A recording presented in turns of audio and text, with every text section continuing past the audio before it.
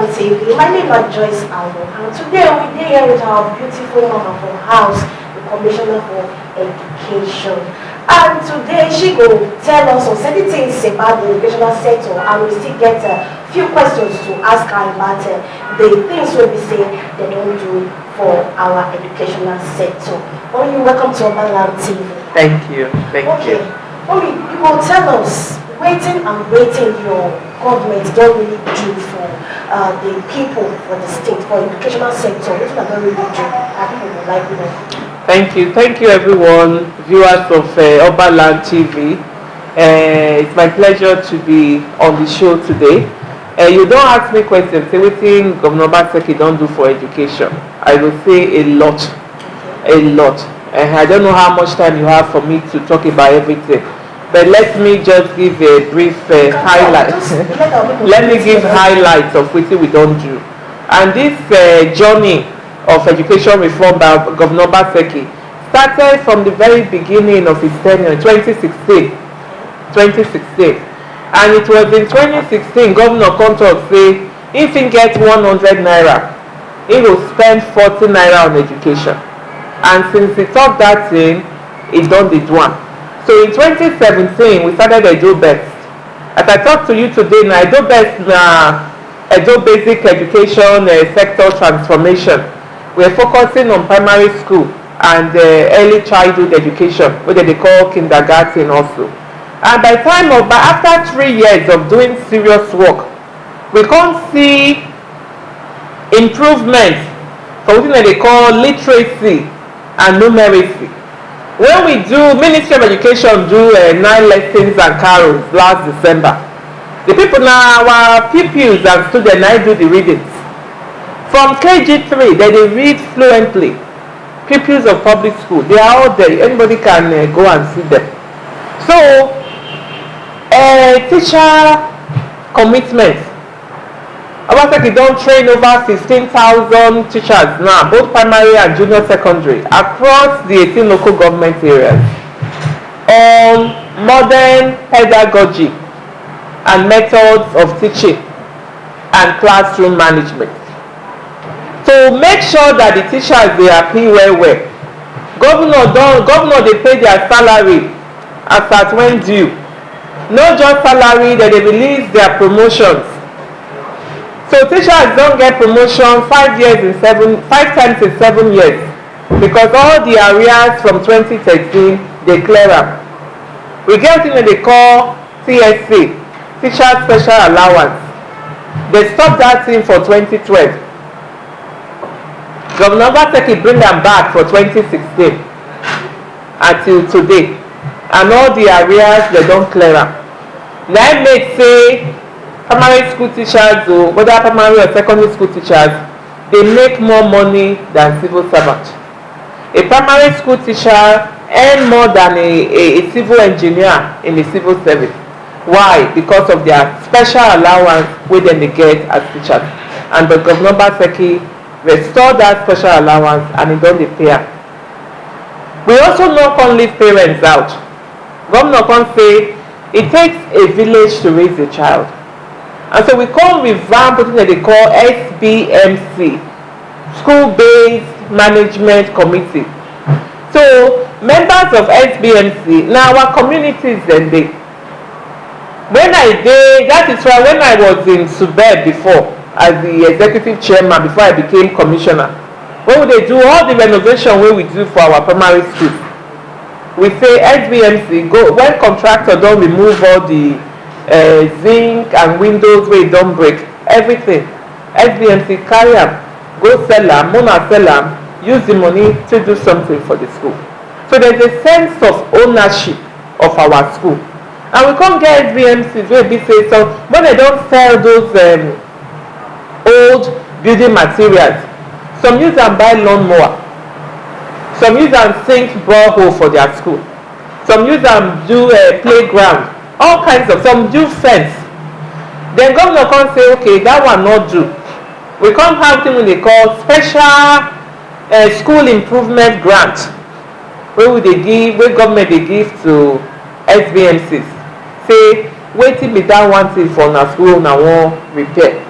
And that school improvement grant has been on since 2019, and the grant amount range from 250,000 up to 7 million naira. And that school improvement grant, we dey do am in collaboration with federal government agency wey they call UBEC. So after 3 years for basic, governor come say these children wey we dey train for primary school, they go soon cross over to GSS. Then wetin go come happen? Now we come start Edo Best 2.0. As I tell you now, Edo Best 2.0, which is where teachers they get tablet to take teach, is already happening in our GSS. It don't start. And then this September now, we want to increase to SSS with digital learning. For basic, now the teachers now get tablet. For senior secondary school, both the teachers and the students, we have access to tablets. Make am clear, I not talk say we go buy tablet for every student. Government not get that kind of money, but we are going to put in place. We are starting with a pilot of less than 100 schools. May we take understand how this thing will work and how we go take find affordable tablets where if parents won't even buy for their child, they go fit buy because in the end it will be cheaper than a textbook. So these are the things, the innovations where government say make we do for education. It not just end there. The reform also extends to technical and vocational education.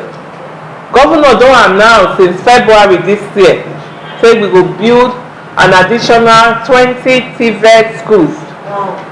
In at least one in each local government. The reform also extend all the way to tertiary. We say we are now for our tertiary institutions, we are now going to be having a multi-campus system. So by the time all this reform don't work, at the tertiary level, all the 18 local government areas in Edo State would have at least either one public, one state-owned or federal or private tertiary institution. So you can see that the governor's impact in the education sector is massive. We are looking at what was done in the time of Governor Ogbemudia, the time of Governor Professor Ali. Another sector is looking at what they started that was good, that has been abandoned over the years, to resurrect them and add more to it. In the area of sports, we are bringing back Principal's Cup, competition. We want to engage our young people. Okay. Thank you very much, Ma, for this one. We say doing enlightening our people for what we are not doing. Okay, let me ask this one. Some students they don't get money to take buy textbook and books. So for that reason, they don't call like to go school. They come sit down for house. So how na take they do those kind of students? So they say if you say education they expensive, make you try illiteracy. Mama, papa, we no one use from meeting money take buy textbook or notebook for their pikin.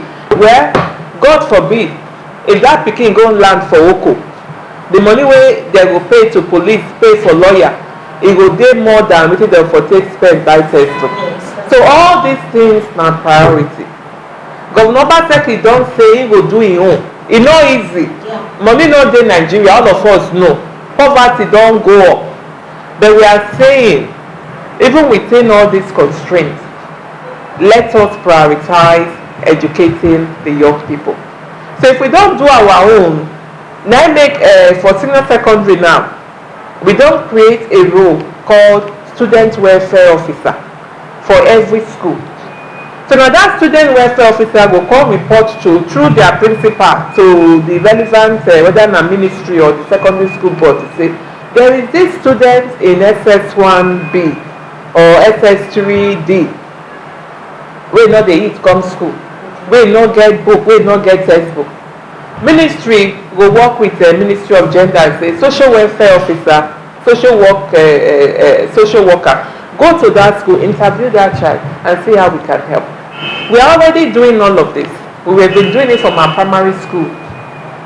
Now we want to institutionalize it so that when Joan Oviawe is no longer a commissioner, when His Excellency Governor Obaseki is no longer a governor, these things will still continue, and other people will even do more than governor is asking us to do now.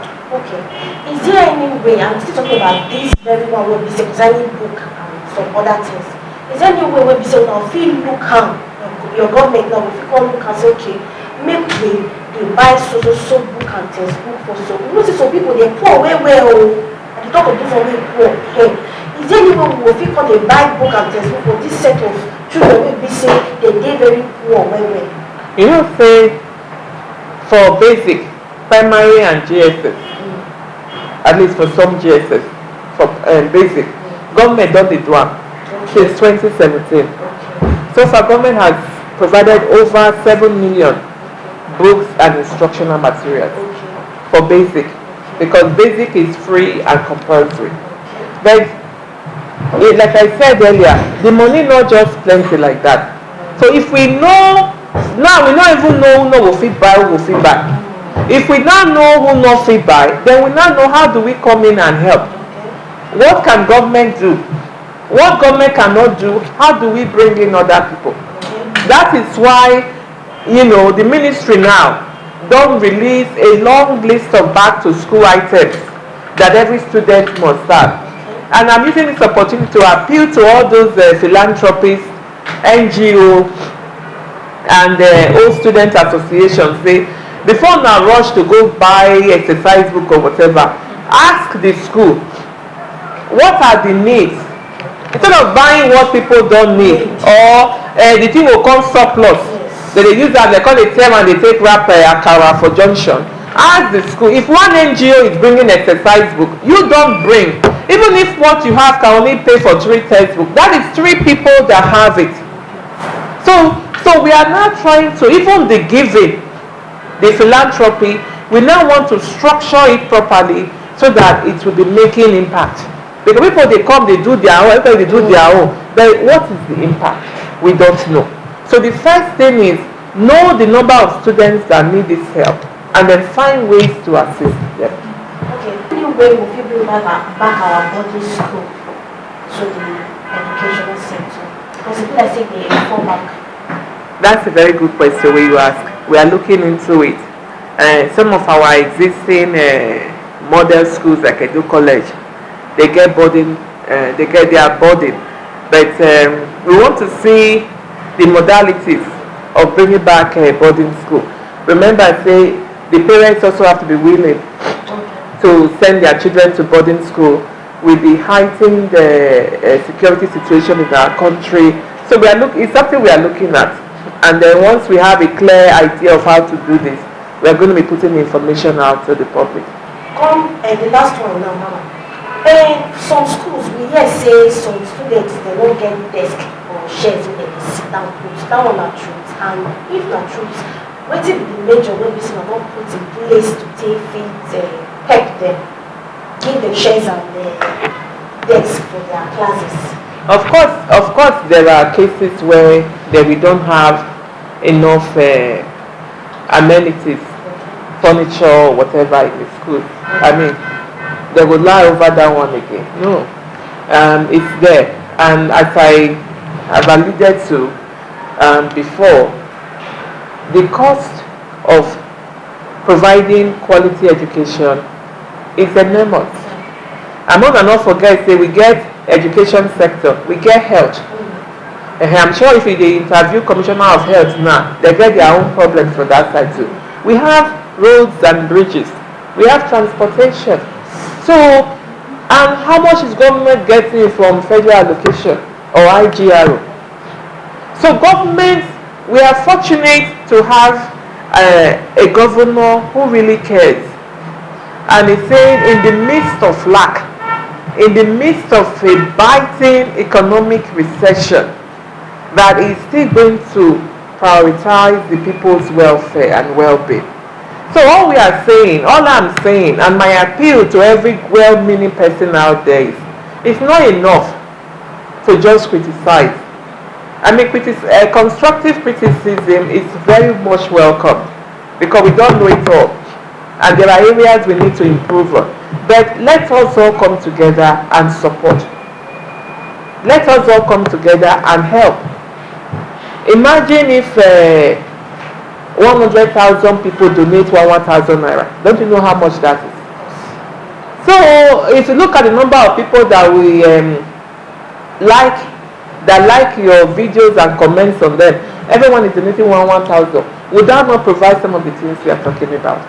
So we must also do our own. We know government over time has not really tried in our country, Nigeria, but as individuals, let us do our bit, because if the system, if our society collapses completely, all of us now will suffer. Okay, what is your advice to our parents who say they listen to you right now? My advice to parents and appeal that they beg our parents, particularly those with their children in our public school.